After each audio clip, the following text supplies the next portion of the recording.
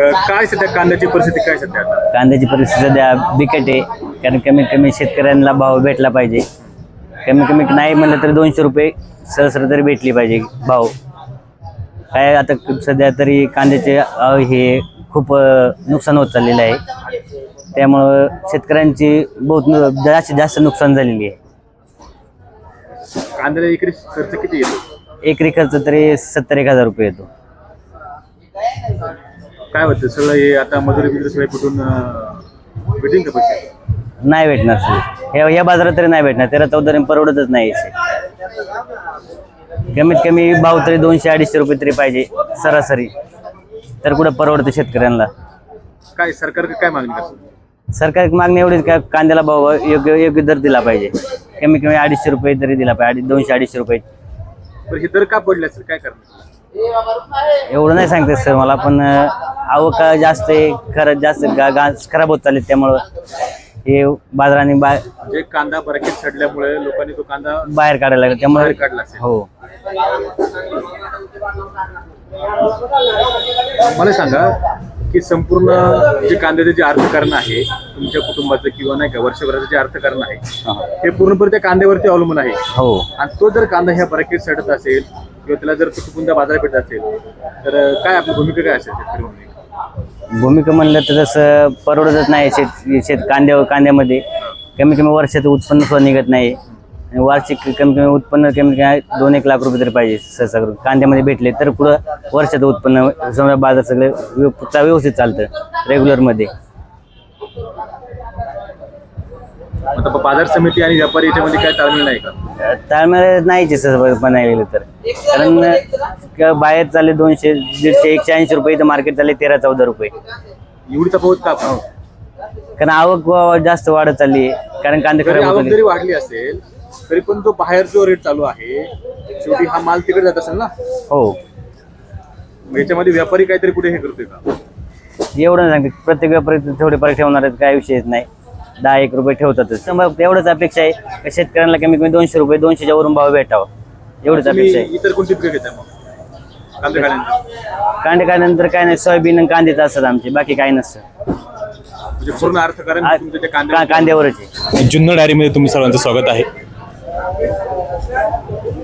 आज जर पाहायला गेलं तर कृषी उत्पन्न बाजार समितीच्या माध्यमातून या ठिकाणी हा जो कांदा या ठिकाणी येत आहे, शेतकऱ्यांचा कांदा या ठिकाणी येत आहे.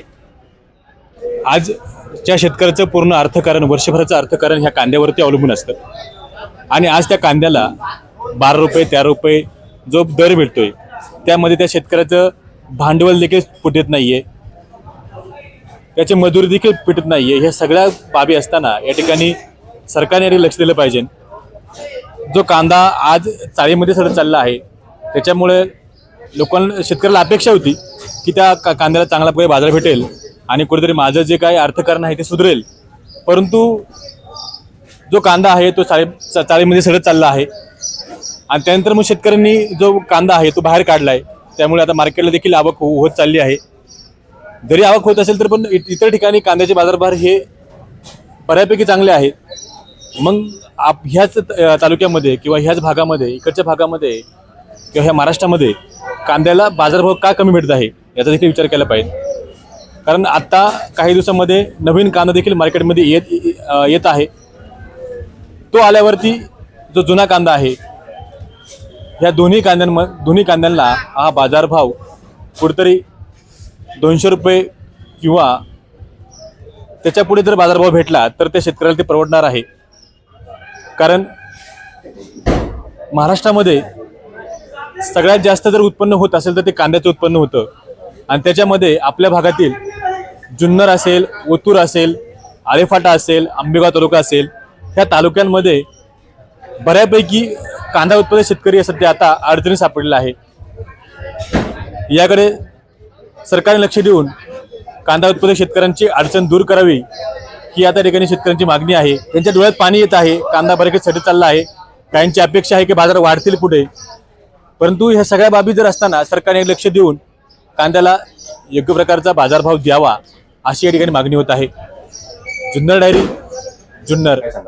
नाही, नक्कीच सध्याची कांद्याची परिस्थिती पाहता भाव भरपूर डाऊन झालेले आहेत आणि याच्यामध्ये आपल्या महाराष्ट्र गव्हर्नमेंटनी जर अनुदान दिलं तर आपल्या शेतकऱ्यांना थोडाफार आधार या ठिकाणी मिळेल.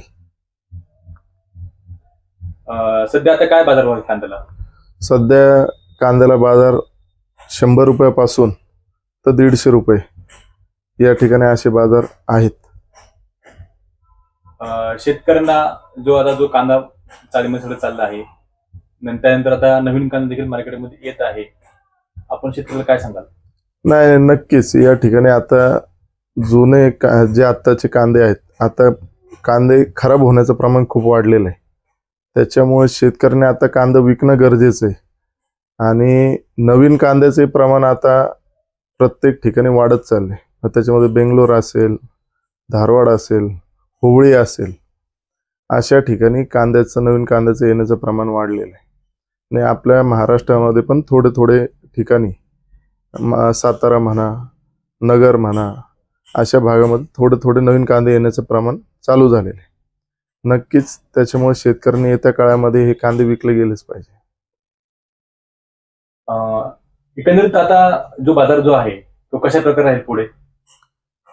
कांद्याची परिस्थिती आता जर पाहिली तर जर इथून पुढच्या काळामध्ये या 8-10 दिवसामध्ये 15 दिवसात अति पाऊस जर साऊथमध्ये झाला, भौगोलिक परिस्थिती पाहून जर तिथं जर पावसाने जर कांदे खराब झाले तरच कुठंतरी बाजार सुधारतील, पण खूप मोठ्या प्रमाणात सुधारतील अशी शाश्वती नाही.